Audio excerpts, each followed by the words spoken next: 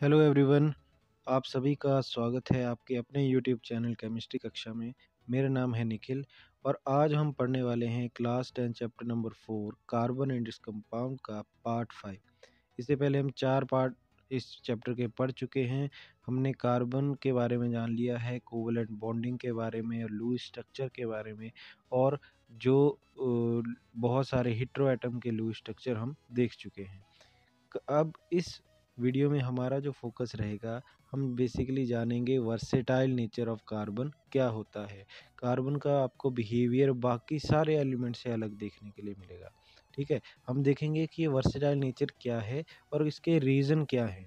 तो आइए इस वीडियो को स्टार्ट करते हैं। सबसे पहले आप देख चुके हैं कि बहुत सारे एलिमेंट हैं जो कोवलेंट कंपाउंड बनाते हैं, जैसे कि कार्बन कोवलेंट कंपाउंड बनाता है, बहुत सारे और भी एलिमेंट बनाते हैं। और चैप्टर के स्टार्टिंग में ही कार्बन के कुछ कोवलेंट कंपाउंड जैसे कि मीथेन है, इसका हम स्ट्रक्चर देख चुके हैं कैसे बनता है, आपको याद ही होगा। इसका फॉर्मूला होता है CH4, जिसमें कार्बन की जो वैलेंसी है 4, उसने 4 और हाइड्रोजन एटम के साथ जो है मिलके पूरी की होती है। कार्बन का ऑक्टेट कंप्लीट हो जाता है और हाइड्रोजन भी अपने पास 2 इलेक्ट्रॉन हीलियम की कॉन्फ़िगरेशन पूरी कर लेता है। चैप्टर के स्टार्टिंग में ही हम देख चुके हैं कि बहुत सारे जो कंपाउंड हैं अर्थ पे, हमारी सराउंडिंग में बहुत सारे कार्बन से ही बने होते हैं। इवन हम अपनी बात करें तो हम भी खुद कार्बन से ही बने हुए हैं। हमारी स्किन में बहुत अमाउंट में कार्बन होता है, कपड़े जो हम यूज़ करते हैं कार्बन होता है, खाना जो हम खाते हैं ग्लूकोज मिलता है, वो भी कार्बन का ही एक कंपाउंड है। कार्बन के ऐसे ही कंपाउंड की अगर गिनती करने लगें तो देखो, साइंटिस्ट ने रिसेंटली काउंट किया तो उनको ऐसा मिला कि अप्रॉक्सीमेटली 3 मिलियन कंपाउंड कार्बन के अकेले ऐसे कंपाउंड हैं जो सिर्फ कार्बन के ही हैं। इस नंबर को देखें आप तो ये बहुत बड़ा नंबर अपने आप में है, 3 मिलियन कंपाउंड होना। क्यों बड़ा है? देखो, बाकी सारे एलिमेंट के साथ अगर इसको आप कंपेयर करेंगे तो उन सभी के कंपाउंड के नंबर अगर आप जोड़ दें तो फिर भी 3 मिलियन के आसपास नहीं हो पाते। तो कार्बन में ऐसा क्या ख़ास बात है कि ये अकेला ही 3 मिलियन कंपाउंड जो है वो बना पाता है? तो इसके पीछे बेसिकली 2 रीज़न हमें देखने के लिए मिलेंगे, 2 ऐसी प्रॉपर्टीज़ देखने के लिए मिलेंगी जिनकी वजह से हम बोल सकते हैं कि कार्बन क्या करता है, इसका नेचर सबसे अलग है, वर्सेटाइल है। आइए इन 2 फैक्टर्स को हम डिस्कस करते हैं। कौन-कौन से 2 फैक्टर हैं? तो देखते हैं पहला फैक्टर या फर्स्ट फैक्टर कौन-सा है जिसकी वजह से कार्बन के इतने सारे कंपाउंड हैं। यहाँ पे हमारे पास दिया है कि कार्बन की एक बहुत ही यूनिक एबिलिटी होती है जो बाकियों के पास नहीं है, जिसकी जिसकी वजह से कार्बन अपने ही जैसे दूसरे एटम के साथ बॉन्ड बना पाता है, और इसी प्रॉपर्टी की वजह से इतने सारे इसके कंपाउंड हमें देखने के लिए मिलते हैं, और इस प्रॉपर्टी को हम बोलते हैं कैटिनेशन। ठीक है, तो कैटिनेशन प्रॉपर्टी हो गई जिसकी वजह से कार्बन के इतने सारे कंपाउंड हैं। तो इसको डिफाइन कैसे करेंगे? Catenation is the ability of any element to form bond with the atom of same element। तो क्या सिर्फ कार्बन ही कैटिनेशन शो कर सकता है और कोई दूसरे एलिमेंट कैटिनेशन नहीं शो करते? बिल्कुल, दूसरे एटम भी कैटिनेशन शो करते हैं। जैसे हम यहाँ पे देख रहे हैं, हाइड्रोजन के पास कैटिनेशन की पावर है, क्लोरीन के पास है, oxygen, nitrogen, even oxygen O2 के साथ O3 के मॉलिक्यूल भी फॉर्म करता है। ठीक है, तो यहाँ पे हम क्या देख रहे हैं कि बाकी के एलिमेंट भी कैटिनेशन शो कर रहे हैं, पर फिर उनके इतने सारे कंपाउंड क्यों नहीं है? वो कैटिनेशन तो शो करते हैं, पर उस एक्सटेंट तक नहीं कर पाते जहाँ तक कार्बन करता है। कार्बन को अगर आप देखें तो कार्बन की लंबी चेन्स होती हैं, आपने चेन्स देखी हैं, बहुत लंबी लंबी चेन्स कार्बन की होती हैं। ब्रांच चेन स्ट्रक्चर बनाते हैं, जैसे आपने डायमंड का स्ट्रक्चर देखा, एक के बाद एक जो आगे ब्रांचेस निकली हुई थी, हर एक कार्बन आगे 4 कार्बन से जुड़ा था, तो बहुत सारी ब्रांचेस थी। रिंग स्ट्रक्चर आपने देखा, रिंग स्ट्रक्चर में आपने देखा ग्रेफाइट के रिंग स्ट्रक्चर थे, एक पूरी पूरी शीट बनी हुई थी रिंग स्ट्रक्चर की। तो देखो, इन इनके बहुत बड़े बड़े मॉलिक्यूल बनते थे जिनमें मिलियंस ऑफ कार्बन आपको देखने के लिए मिलते थे। इसके साथ साथ इसी प्रॉपर्टी की वजह से इनमें आपको डबल या ट्रिपल बॉन्ड देखने के लिए मिलेंगे।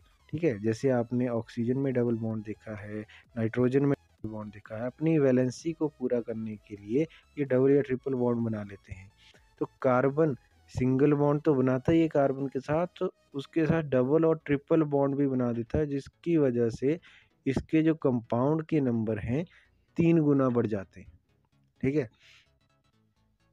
कार्बन के ऐसे कंपाउंड जिनमें आपको कार्बन और कार्बन के बीच में सारे ही बॉन्ड जो हैं वो सिंगल देखने के लिए मिलेंगे, ऐसे कंपाउंड को हम बोलेंगे सैचुरेटेड कंपाउंड। इनमें कार्बन की जो वैलेंसी है पूरी तरह से सेटिस्फाई हुई होती है किसी न किसी दूसरे एलिमेंट के साथ, दूसरे एटम के साथ वो शेयर कर रहा होता है इलेक्ट्रॉन।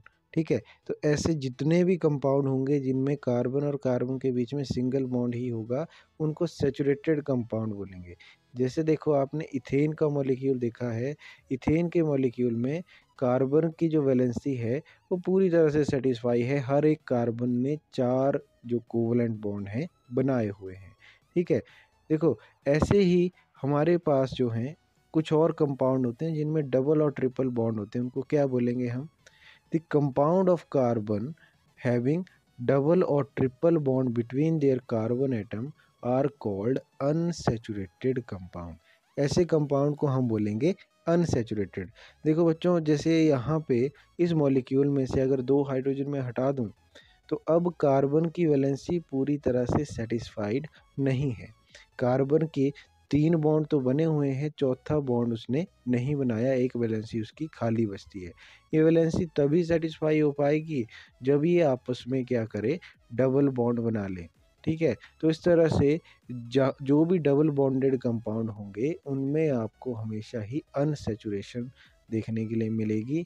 उनमें कार्बन के बॉन्ड पूरे नहीं होंगे, उनको ज़रूरत होगी कि कोई दूसरा एलिमेंट आके उनके साथ जो है जुड़ जाए, ऐड हो जाए, ताकि ये अनसैचुरेशन हट सके। इसी तरह से अगर 2 और हाइड्रोजन हटा दूँ तो 2 वैलेंसी और दोनों की एक-एक वैलेंसी खाली हो जाती है, जहाँ पे ट्रिपल बॉन्ड भी बना सकते हैं।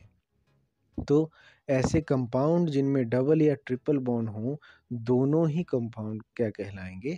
Unsaturated compounds. देखो बच्चों, आगे हमें बता रहे हैं कि कोई भी दूसरा एलिमेंट जो है कैटिनेशन को इस एक्सटेंट तक शो नहीं करता जिस तक कार्बन करता है। जैसे हमने देखा कि डायमंड ग्रेफाइट के जो मैक्रो मॉलिक्यूल थे, बड़े मॉलिक्यूल थे, उनमें मिलियंस ऑफ कार्बन के एटम थे, जबकि बाकी के जो एलिमेंट है जैसे हाइड्रोजन, ऑक्सीजन, नाइट्रोजन है, 2 या 3 का ही कॉम्बिनेशन होता है। आपको देखो फास्फोरस में 4 का फास्फोरस के एटम साथ में मिल जाएंगे, सल्फ़र में 8 एटम साथ में मिल जाएँगे, एसेट का फ़ॉर्मूला होता है, ठीक है? तो बाकी के एलिमेंट भी कैटिनेशन शो करते हैं पर उस एक्सटेंट तक नहीं करते जहाँ तक कार्बन करता है। देखो कार्बन के बड़े मॉलिक्यूल देखो 60 C60 फॉरेंस हमने देखा था, ठीक है? डायमंड ग्रेफाइट के बड़े स्ट्रक्चर देखे थे। सिलिकॉन एक ऐसा एलिमेंट है, कार्बन के साथ ही है, कार्बन के ही ग्रुप में ये लाई करता है, कार्बन के ठीक नीचे। इसकी भी 4 वैलेंसी है कार्बन की तरह ही। ये क्या करता है, ये कार्बन की तरह काफ़ी हद तक कैटिनेशन शो करने की कोशिश करता है या शो करता है, ठीक है? ये देखो, ये भी चेन्स बना पाता है बड़ी, जिसमें 7 या फिर 8 एटम जो हैं सिलिकॉन के आपको देखने के लिए मिलते हैं। तो हाइड्रोजन के 7 सिलिकॉन के कंपाउंड बनते हैं, जिनमें 7 या 8 जो हैं सिलिकॉन के एटम तक हो सकते हैं। पर देखो, ये कंपाउंड बहुत ज़्यादा रिएक्टिव होते हैं और उतने ज़्यादा स्टेबल नहीं हो पाते जितने कार्बन के कंपाउंड स्टेबल हैं। देखो कार्बन का C60 कितना स्टेबल है, इतने मिलियंस ऑफ कंपाउंड वाला डायमंड कितना ज़्यादा स्टेबल है, तो उतना सिलिकॉन में नहीं हो पाता, ठीक है? ऐसा रीज़न क्या है इसके पीछे? तो उसके पीछे का जो रीज़न है वो रहेगा कार्बन-कार्बन के बीच का जो सिंगल बॉन्ड है, वो बहुत ज़्यादा स्ट्रॉन्ग होता है। क्यों? क्योंकि यहाँ पे कार्बन का जो साइज़ है वो भी मैटर करता है। छोटा साइज़ होता है जिसकी वजह से जो शेयर्ड इलेक्ट्रॉन होता है वो दोनों एटम के न्यूक्लियस के ज़्यादा नज़दीक होता है। जबकि सिलिकॉन को अगर हम देखें तो सिलिकॉन के साइज़ जो हैं कार्बन से काफ़ी बड़े होते हैं। इसमें जो शेयर्ड इलेक्ट्रॉन आएगा वो दोनों के न्यूक्लियस से दूर होगा, इसलिए जो शेयर्ड इलेक्ट्रॉन हैं उतनी ज़्यादा अट्रैक्शन उनको नहीं मिलती और ये बॉन्ड थोड़ा-सा वीक हो जाता है। ठीक है? तो कार्बन-कार्बन का जो स्ट्रॉन्ग बॉन्ड है वही रिस्पॉन्सिबल है कि इतने अच्छे तरीके से वो कैटिनेशन जो है लॉन्ग ऑर्डर तक लंबे रेंज तक जो है वो शो कर पाते हैं, मिलियंस ऑफ कार्बन के एटम्स को साथ में रख पाते हैं। ये थी पहली प्रॉपर्टी कैटिनेशन। इसके बाद हम देखते हैं कार्बन की जो दूसरी प्रॉपर्टी है जिसकी वजह से कार्बन के इतने सारे कंपाउंड हैं। जैसा कि अभी तक हम जानते हैं कि कार्बन की जो वैलेंसी है वो है 4। 4 वैलेंसी, इसका मतलब है हम इसको बोल सकते हैं carbon is a tetravalent compound, it have tetra valency. देखो टेट्रा जो वर्ड है इसका मतलब होता है 4 और वैलेंसी का लेना देना है कि कितने ये बॉन्ड बनाता है, कितने इलेक्ट्रॉन ये शेयर करता है। तो कार्बन की 4 वैलेंसी होने की वजह से ये 4 इलेक्ट्रॉन शेयर करेगा। देखो 4 इलेक्ट्रॉन शेयर करेगा या 4 बॉन्ड तो ये बनाएगा। ज़रूरी नहीं है चारों बॉन्ड ये कार्बन के साथ ही बनाए। ये कार्बन के साथ भी बना सकता है या दूसरे और जो मोनोवैलेंट एटम्स हैं जिनकी वैलेंसी 1 है, ऐसे एलिमेंट के साथ भी बना सकता है। जैसे आपने देखा है मीथेन, मीथेन में हाइड्रोजन के साथ ये सिंगल बॉन्ड बनाता है। ठीक है? कार्बन डाइऑक्साइड ऑक्सीजन के साथ ये डबल बॉन्ड बनाता है। ठीक है? तो इस तरह के बहुत सारे कंपाउंड आपको देखने के लिए मिलेंगे कार्बन के, ऑक्सीजन के साथ, हाइड्रोजन के साथ, सल्फ़र के साथ, क्लोरीन के साथ और बहुत बाकी के जो एलिमेंट हैं उनके साथ भी देखने के लिए मिलेंगे। यहाँ पे कार्बन और हाइड्रोजन तो आपने समझ लेना है इन दोनों के साइज़ ही छोटे हैं। कार्बन और हाइड्रोजन के जो बॉन्ड होंगे बहुत ज़्यादा स्ट्रॉन्ग होंगे। एक दूसरे के साथ ही किसी भी कंपाउंड में जब भी इस कार्बन और हाइड्रोजन दिख गए, भाई-भाई की तरह एक दूसरे के साथ रहेंगे हमेशा ही। ठीक है? इन दोनों के कंपाउंड को कार्बन और हाइड्रोजन का जो कंपाउंड होगा स्पेशली उनको आप बोलेंगे हाइड्रोकार्बन्स। ठीक है? उसके अलावा बाकी और जो एलिमेंट हो गए ऑक्सीजन, नाइट्रोजन, सल्फर, क्लोरीन, देखो हेटेरो एटम्स भी बोलते हैं। सिर्फ कार्बन और हाइड्रोजन के कंपाउंड को हाइड्रोकार्बन्स बोलेंगे और उनके अलावा कोई दूसरा एलिमेंट अगर उसमें प्रेजेंट है उनको हेटेरो एटम्स बोलेंगे। ये हेटेरो एटम्स स्पेसिफिक प्रॉपर्टीज़ जो हैं उस कंपाउंड को जो है देंगे, जिस इनकी वजह से वो अलग तरीके की रिएक्शन शो कर पाएंगे, अलग तरीके का उनके बिहेवियर हो जाएंगे, नेचर हो जाएंगे, सॉल्युबिलिटी पानी में, उनके मेल्टिंग बॉइलिंग पॉइंट, सारी चीज़ें चेंज हो जाया करेंगी। ठीक है? इनको आप याद रखना है आपने। कार्बन और हाइड्रोजन एक दूसरे के साथ भाई भाई हैं। उनके अलावा कोई भी आपको तीसरा एलिमेंट दिख जाए किसी कंपाउंड में तो उस एटम को आप हेटेरो एटम जो है बोलेंगे। देखो दोबारा से हमें बता रहा है again the bond that carbon form with most of the element are very strong making these compound exceptionally stable. जो दूसरे कंपाउंड के साथ भी कार्बन बॉन्ड बनाता है बहुत ज़्यादा स्ट्रॉन्ग होते हैं, जिसकी वजह से वो कंपाउंड काफ़ी स्टेबल बनते हैं जैसा बाकी के केसेस में नहीं हो पाता, जिसकी वजह से कार्बन के आपको बहुत सारे कंपाउंड देखने के लिए मिलते हैं। तो ये दो रीज़न हमने पढ़ लिए जिनकी वजह से कार्बन के इतने सारे कंपाउंड हैं। ठीक है? इनके बॉन्ड स्टेबल क्यों होते हैं? इसका भी वही रीज़न है जो पहले था कि कार्बन का जो एटम है उसका साइज़ छोटा है, जिसकी वजह से जो भी वो इलेक्ट्रॉन कोवलेंट बॉन्ड में शेयर करेगा, वो सारे इलेक्ट्रॉन जो हैं न्यूक्लियस के नज़दीक होंगे और न्यूक्लियस जो है स्ट्रॉन्गली होल्ड करके रखेगा उन शेयर्ड इलेक्ट्रॉन्स को। ठीक है? न्यूक्लियस ने स्ट्रांगली पकड़ा है, इसका मतलब क्या होगा, जो आपका एटम है वो स्ट्रांग है। जैसे यहाँ पे कार्बन ने हाइड्रोजन के साथ 2 इलेक्ट्रॉन शेयर किए, स्मॉल साइज़ का न्यूक्लियस, स्मॉल साइज़ का एटम होने की वजह से कार्बन इनको स्ट्रांगली खींच के रखेगा अपनी तरफ और ये कार्बन हाइड्रोजन बॉन्ड जो है वो स्ट्रांग बन जाएगा।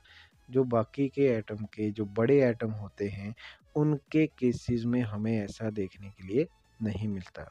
तो 2 प्रॉपर्टीज़ हमने अच्छे से पढ़ ली। एक देखो इम्पोर्टेंट यहाँ पे हमें ये चीज़ बता रहे हैं कि कार्बन की टेट्रावैलेंसी और कैटिनेशन का तो ठीक है, 2 प्रॉपर्टी की वजह से उसके बहुत सारे कंपाउंड हैं।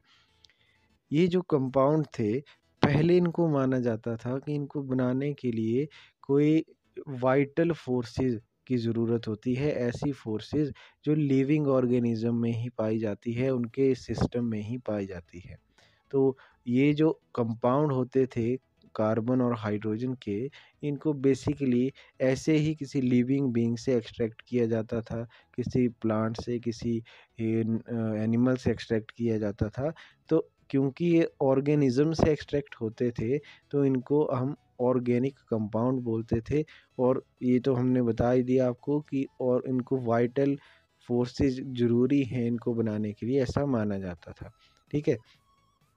बाद में जैसे-जैसे साइंस ने आगे डेवलपमेंट हुई, साइंटिस्ट ने क्या किया, फ्रेडरिच वुलर साइंटिस्ट थे जिन्होंने सबसे पहले 1828 में यूरिया एक कंपाउंड है, ऑर्गेनिक कंपाउंड है, उसको लैब में प्रिपेयर करके उन्होंने बता दिया।